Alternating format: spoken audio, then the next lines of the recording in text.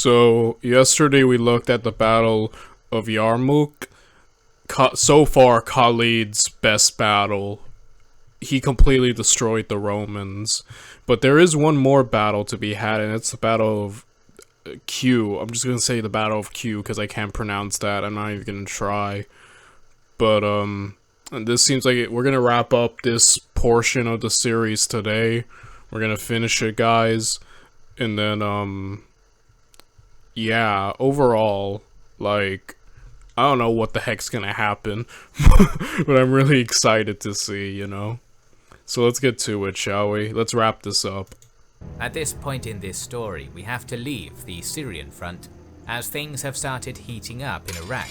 In the aftermath of the decisive victory at the Battle of the Bridge, Persian forces made no move to capitalize on it, either hoping that the attack was over, or being preoccupied with other matters.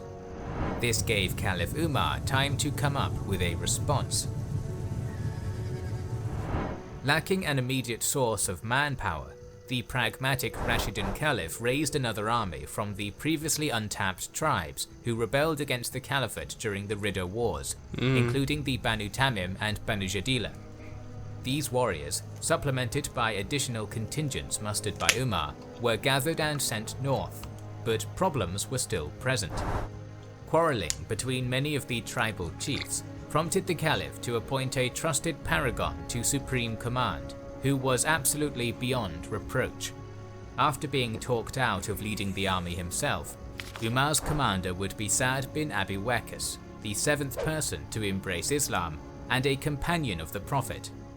The presence of such a respected general united the army in spirit. Additionally, many more warriors joined themselves to Sa'd's invasion force as it marched north. Okay, really smart of Caliphate Umar. Like, the Persians have not pressed their advantage, and now he's taking the initiative and appointing someone really well, very trusted to now lead and keep everyone together. Like, he seems to have settled the internal disunity, you know, with this. So overall, very great maneuver.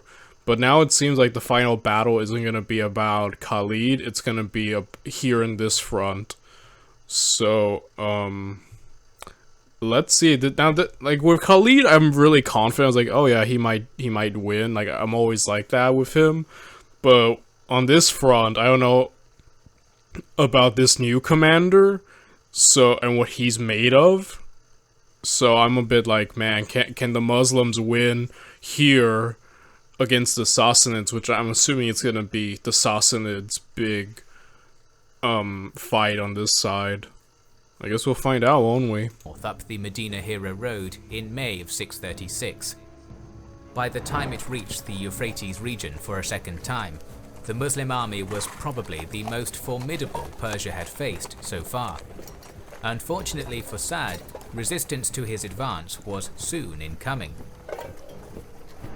The best Sassanid general, Rostam, who basically ruled the court of the 12-year-old Shah Yazdegerd III, wanted to fight smaller battles to minimize risk. But that decision was unpopular with the nobles and commoners alike, as the Battle of the Bridge probably made the empire complacent. Therefore, the general departed the Persian capital at the head of a massive imperial force, beelining straight for the Muslims encamped near Qadisiyyah. The two opposing armies finally caught sight of one another across the span of the Al-Atiq Canal, about 30 miles east of Hira. After an exhausting march in the midst of Iraq's blistering summer, Rostam ordered his men to take up positions and encamp across from Sa'd's army. Rather than immediately mounting an assault across the canal, the bulk of both armies remained on their own side of the waterway for several months, with the peace only punctuated by small scouting missions and raids. Rostam probably knew that the previous Islamic army had been defeated during a botched river crossing, and was therefore content to wait and receive Sa'd's attack, hoping it would happen again. The Muslims, meanwhile, were fighting a two-front war, so keeping the Mesopotamian army passive for the time being was prudent. In Syria, their army was engaged against the Romans in a campaign which culminated in mid-August at the Battle of Yarmouk. With the Christian Empire's war machine broken, Umar was free to dispatch reinforcements to Sa'd's force. In the hope of keeping Rostam occupied, the Muslim leader sent repeated embassies to treat with his Persian counterpart, demanding that the Zoroastrians submit to Islam in return for peace. With the Sassanid commander unwilling to convert, and reinforcements streaming into their camp, the Muslims challenged their enemy to battle, arraying their forces in formation and allowing the Sassanids to cross the canal, withdrawing a mile to the rear. With the Al-Atiq Canal bridge occupied by Muslim guards, Rostam's imperial army spent the night hours damming the waterway with debris to enable passage. At dawn, Rostam, seated on his throne, ordered his army across, and had the army advance in battle formation against the arrayed Muslim forces. The climactic struggle for Persia was about to begin. The army under the authority of Rostam Farrukhzad was likely made up of, at most, 60,000 Sassanid troops. Even a Sassanid field army at the absolute apex of the empire's power probably would not have been able to muster such massive numbers, and it is even more unlikely that the politically divided, militarily exhausted realm of 628 onwards could bring to bear anything more than 60,000. Rostam's bulwark was also a multi-ethnic army, having come together from regions all across the vast expanse of the territory ruled by the House of Sassan, from Azerbaijan to Khorasan. It included among its ranks Kurds, Armenians, Turks, Arabic allies, and units from many other peoples. The right and left center units of the Imperial Army were under the command of Jalinus and Birzan respectively, and in total comprised 30,000 warriors, 20,000 melee infantry and bowmen in the first line, and 10,000 cavalry in the second. Among these troops were 10,000 professionally trained Persian immortals, revered elite fighters who chained themselves together as a signal to the enemy that they were prepared to die rather than retreat. Bounded by swampland which was difficult to traverse, the Sassanid left and right wings were led by Miran and Hormuzan, both illustrious generals drawn from high-born Persian clans. Each led 10,000 infantry in their front rank, backed by 5,000 cavalry behind. In front of Rostam's line was a screen of 33 mail-clad elephants.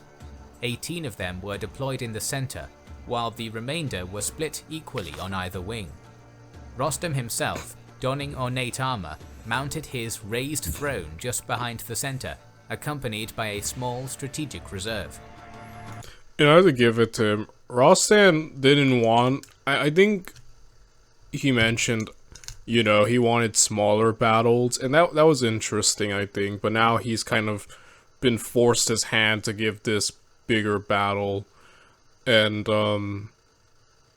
now he's about to go for it. I think it's kind of baller that he showed up on his throne, to a battle. That's kind of cool. I never heard of that, at least so far from all the videos we've seen, so that's pretty baller. The Battle of the Bridge, a big thing was the elephant advantage, right? Like, they won due to the use of elephants. Like, I'm wondering if he's about to do that. Granted, the Muslims might have already adapted, you don't know. These guys are pretty quick, so maybe the elephant advantage might not work again. But so far, assuming that they haven't fully, that could be the key to victory. I don't know. But then again, maybe the Muslims are ready this time, right? Like, the shock and awe of the elephant eventually wears off if you use them enough, so... yeah.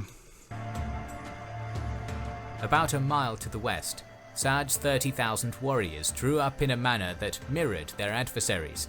4 tribally organized divisions, with infantry in the first line and cavalry in the second. In addition to the Muslim forces from Arabia proper, Christian Arabs from the border of Sassanid territory, and even some captured Persian officers had joined the army after converting to Islam. Wait.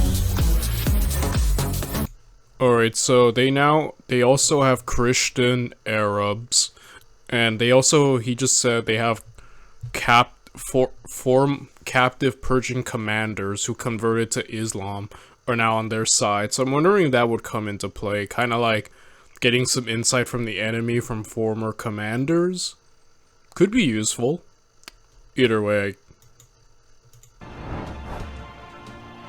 Although Sa'd bin Abi Waqqas was capable of deploying his army properly, ailments and injury prevented him from mounting a horse and exercising effective tactical control. Instead, the companion general appointed a trusted deputy, Khalid bin Afuta, to carry out his immediate orders, and took up a strategic position atop the fortress of nearby Uzaib. The various units were commanded by their tribal chieftains, and included men such as Shirabil bin Simt, a veteran of the Ridda Wars and Syrian campaign, who led the Muslim left wing. As Rostam's large army continued to form up, Muslim soldiers took part in their usual noon prayer, donned their armor, and waited. So I will say, obviously when we were following Khalid, it was always kind of an instant win. Like, I had a lot of faith in Khalid to just continually pull victories. Though I do kind of like following these new commanders, because it kind of leaves this reason to doubt, like, who could win? Like, Kings and Generals has kept hyping up Rostam. I don't think I said his name right. The point is, Rostam has been hyped up as the best of the Sassanids. So, we know that he's no joke.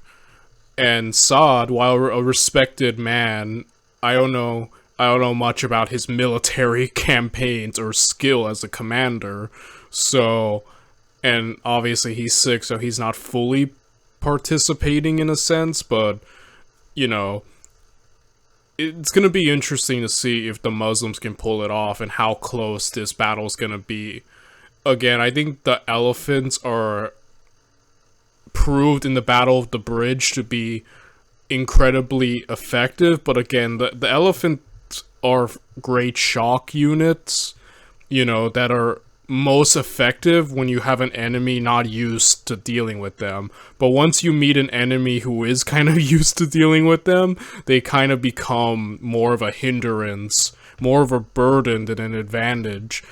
And now that the Muslims have former Persian commanders in their ranks and also Christian Armenians, or Arabs, sorry, I think it was Arabs. Point is, now that they have people who used to be on the Sassanid side on their side, I'm wondering if they got some intel in between the Battle of the Bridge and this one, and how to deal with elephants. Now, as if the shock, because I feel like if they have learned how to deal with elephants, then the Sassanids lose their biggest advantage. And then it's just, so yeah, I think that's the big question I'm wondering right now. Like, did they learn from the last battle? Do they have a way with dealing with the elephants? Because if they don't, then the elephants might just cause havoc once again.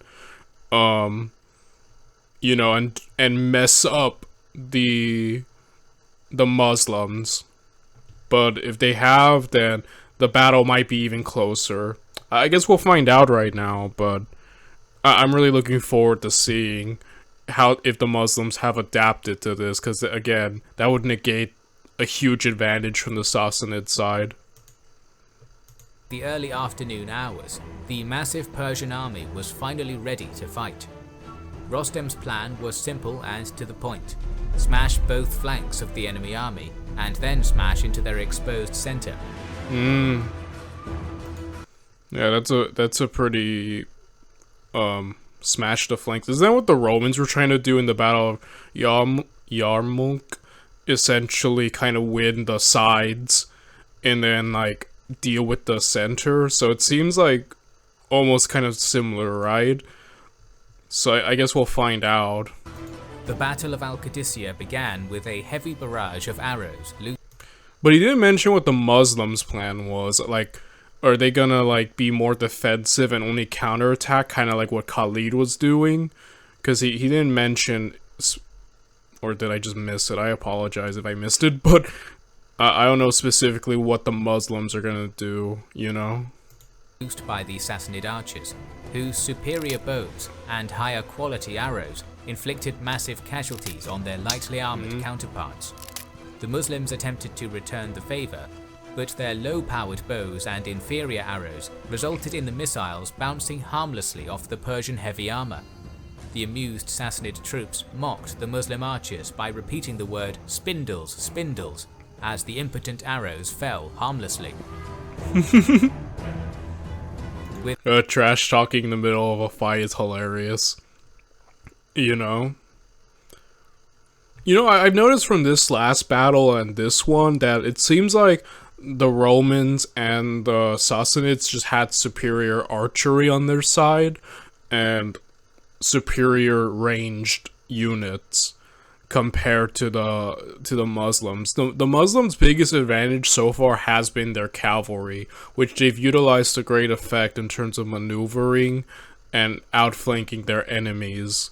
So that seems to be the biggest advantage they have, you know. With most of the Islamic front line pinned in place by Rostam's lethal storm of arrows, the general ordered a 7-strong elephant corps on his left to lead a charge directly at the Muslims opposing him, Moment of truth by the rest of the troops. Frightened by the oncoming Titans, the Rashidun mounts forced their riders. Okay, that's what I was wondering. Like, obviously, you know, they need to deal with the elephant, and as we covered last time in the Battle of the Bridge, the cavalry was basically the Muslim cavalry ended up becoming useless because the horses were afraid of the elephant. So now it seems like they're gonna have to get rid of the elephant in order to utilize their big advantage of the cavalry, and this is where I've been wondering if the Muslims have learned from this and in ways to kind of scare off and push back the elephants. If not, then that's gonna be a big problem. It might just be the deciding factor, kind of like it was last time, you know? So, let's see, man. To scatter from their position, leaving the infantry exposed. Beset by Miran's flank and lacking cavalry support, the Muslim warriors fell back slowly, suffering casualties but not breaking under the assault. Sa'd, witnessing the danger his right flank was in from Uzayb, had 2 units of cavalry from the unengaged center dispatched to reinforce and shore up the line.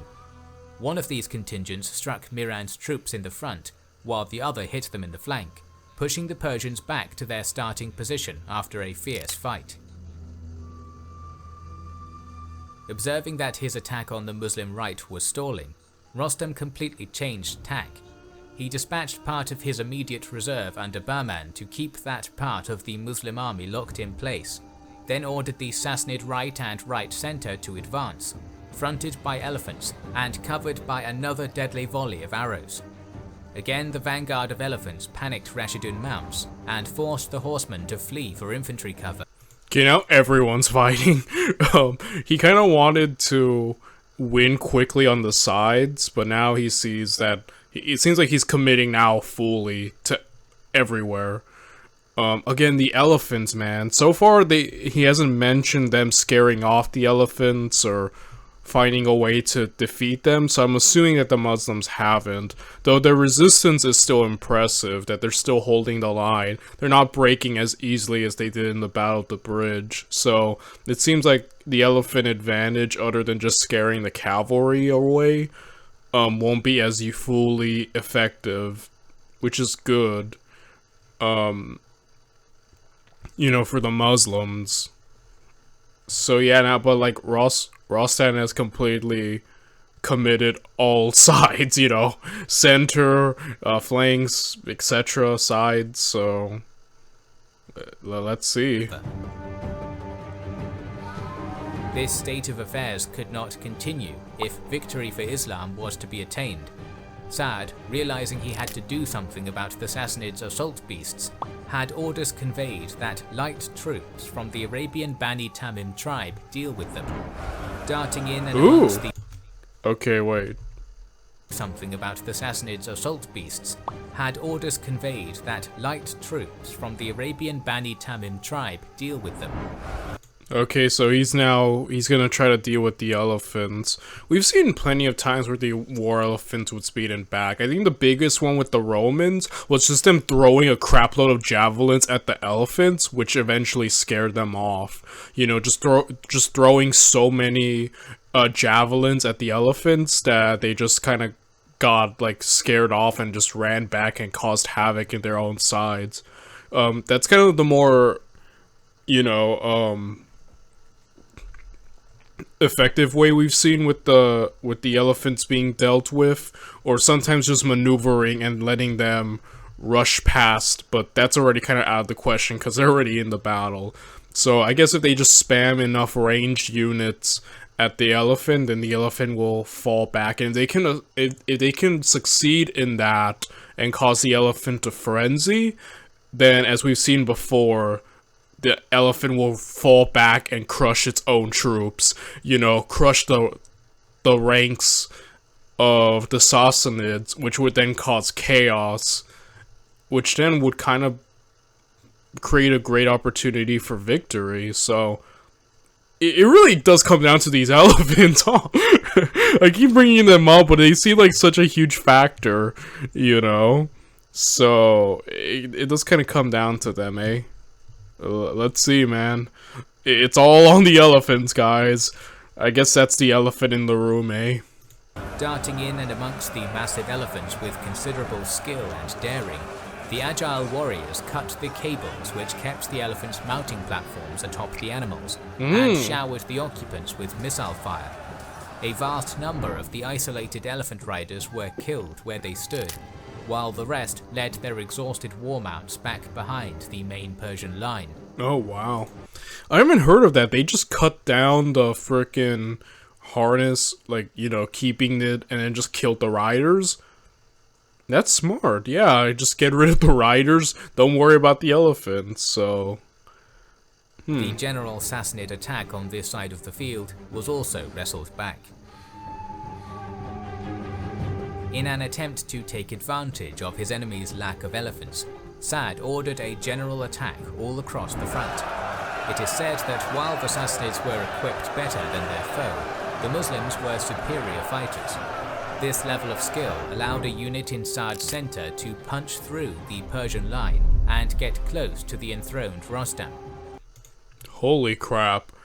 Okay, so they managed to deal with the elephant, which is really what I've been saying. That would be a huge problem, because that's kind of what was the deciding factor of the in the Battle of the Bridge. So now that the elephant is out of the way, yeah, now we're back to just, you know, I said, I think that would have been the Sassanids' biggest advantage. Now that that's gone, we have just cavalry and infantry units. And now it seems like the Muslims have a much better chance automatically. And look, they're directly threatening the freaking commander of the Sassanids, Rostam. I keep getting it wrong, I think. But point is, he's now threatened. Oh, wow. Yeah, it seems like the tables have quickly turned, right? Descending from his position, the general drew his sword and entered the fray personally, along with some retainers. With the army's morale bolstered by the presence of their leader, the Muslim counterattack was repelled and the front re-established. By nightfall, the last... Okay, this is gonna be a battle that won't be settled in just a day. That's good to know. Okay, the guy ain't a coward. He saw that, he's like, I'm gonna fight now, you know? Kinda mad respect. I thought he was gonna be a bit more... He is described by kings and generals as the best Sassanid commander, so obviously he wasn't some joke. But it's cool to just see that he didn't back down there.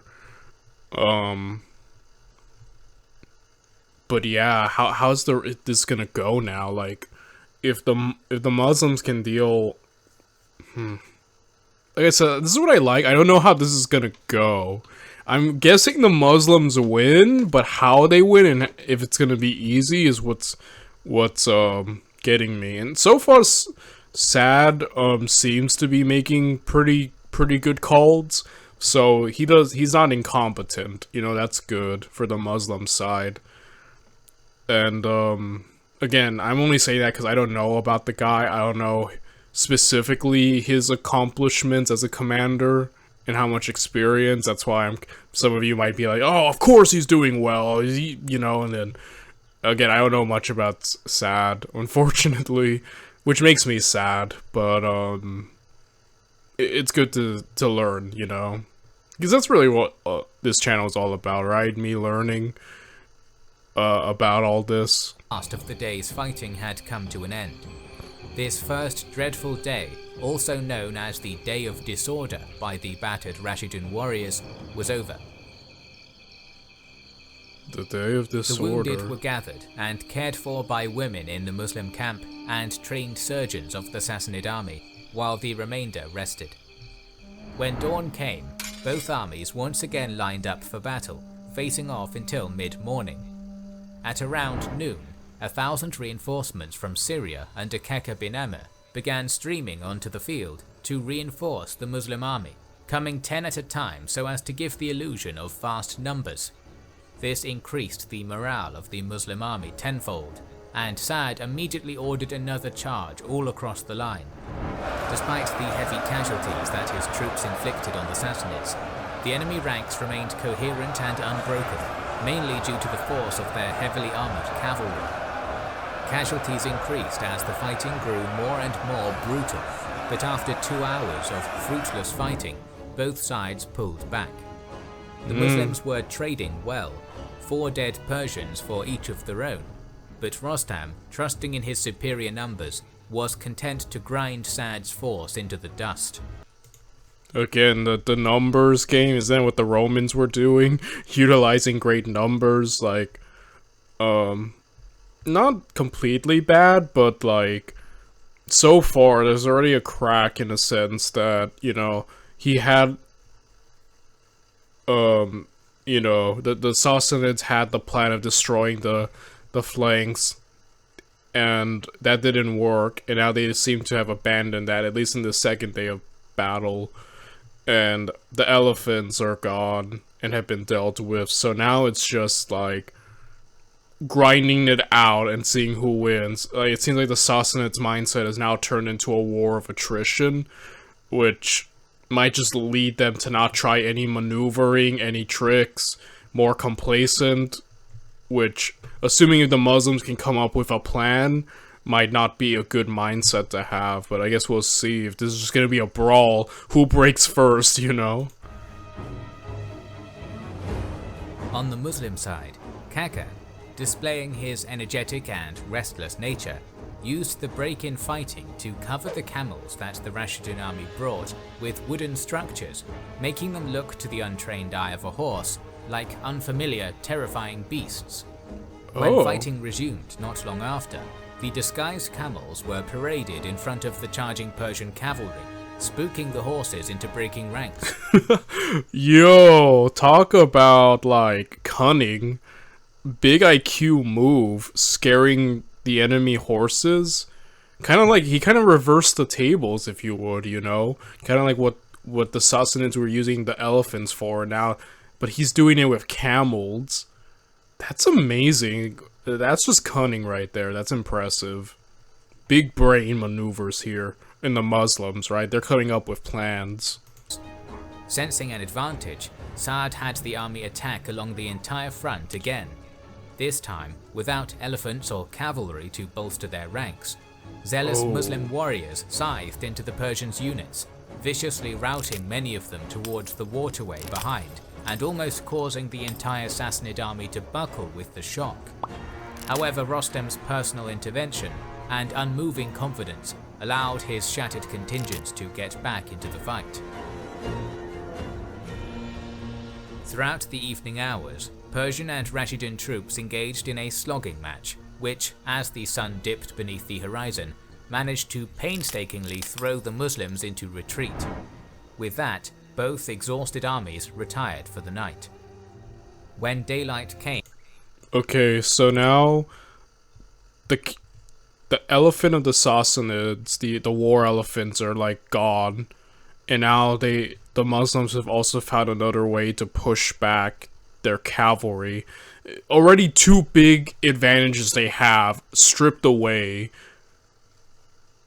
Yo, the Sassanids need to come up with a game plan quick, because yeah, this isn't good. They've already lost war elephants and now their cavalry in that day. So yeah, I don't know how the heck, like, they don't seem to be coming up with many plans. They just seem to be we're gonna fight and hold it. But like, the Muslims are coming up with ideas, so again, this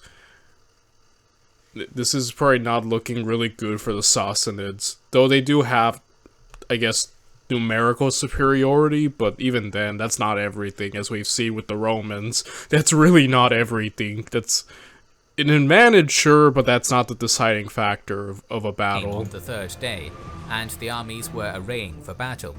Sa'd's troops were met with an unwelcome surprise. The enemy ranks parted briefly, and through them marched the mighty elephants, recovered and rearmed. Now... Oh snap, the elephants are back? Okay, but... Assuming that if they're... really comes down to now being... What they did in the first place is manage to send in the light moving infantry to quickly get rid of the riders. So he would have to do that again, right? Quickly, like, top priority now is get rid of the riders and the war elephants, and then things will sway back in his advantage. Each surrounded by a protective ring of infantry and cavalry. Oh, okay. So I think the Sassanids... I'm sorry, this entire video is just me freaking talking about elephants. but it's true though. I think they're really important in this battle.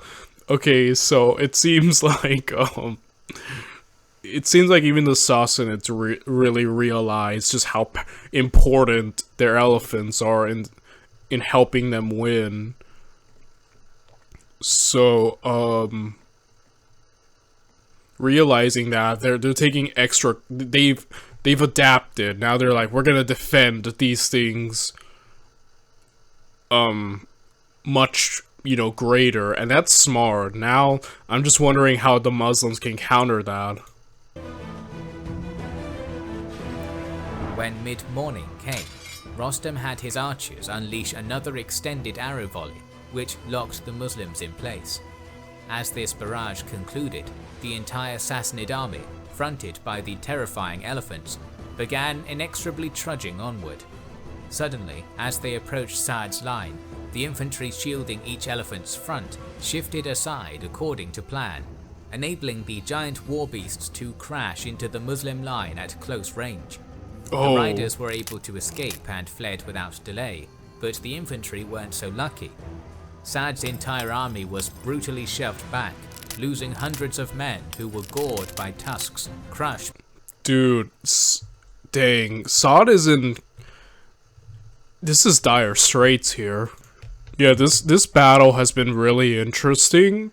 It's just the constant back and forth, Like, he's in such dire straits. Like, this began with, the first time getting rid of the elephants was a smart move, and then the Muslims pressed that advantage by using the disguised camels to push back the cavalry. So like, the Muslims had negated two great advantages the Sassanids have, but now it seems like the Sassanids learned and have found a way to protect and bring back those advantages. And Sa'd, I don't know how he can counter that. Like, this is just, it seems like he might just lose. Wow, these elephants, man. I love war elephants, by the way. They're actually some of my favorite, like, units. I just think they're so cool. I kind of, like, really like war elephants. They're kind of like the tank before tanks, you know what I mean? By the elephant's feet, or put to the sword by Persian arms. Rostam caught the smell of blood in the water. In order to end the battle, he sent a cavalry division on a deep flanking attack against Uzayb castle itself, but this was rapidly countered by a unit of Muslim riders. Although that attempt failed, the army of Islam was visibly about to disintegrate, despite the coming of even more reinforcements from the west. Taking advice from a defected Persian soldier at the last possible moment, Rashidun light infantry slid through the ranks, surrounded the two lead elephants and blinded them, before swarming the creatures and their onboard missile troops. With the elephant alphas killed, other beasts along the line were overwhelmed and killed in the same manner. Many others, driven into a rage by pain and unable to see through mutilated eyes, turned 180 degrees and stampeded towards the canal. Oh dang, holy crap. So that was a quick rebound, just at the brink of being destroyed. They quickly, like, thanks to, I knew that the fact of the former Sassanid commanders now on the Muslim side, I knew that would come into play, and he seemed to advise them, okay, quickly blind them. Blind them and just let them go ham. And again, as we see now, they have done exactly just that. Wow. Crashing through the Persian ranks and disordering Rostam's army, Sa'd ordered yet another full-scale assault, impacting upon the Sassanids with devastating force.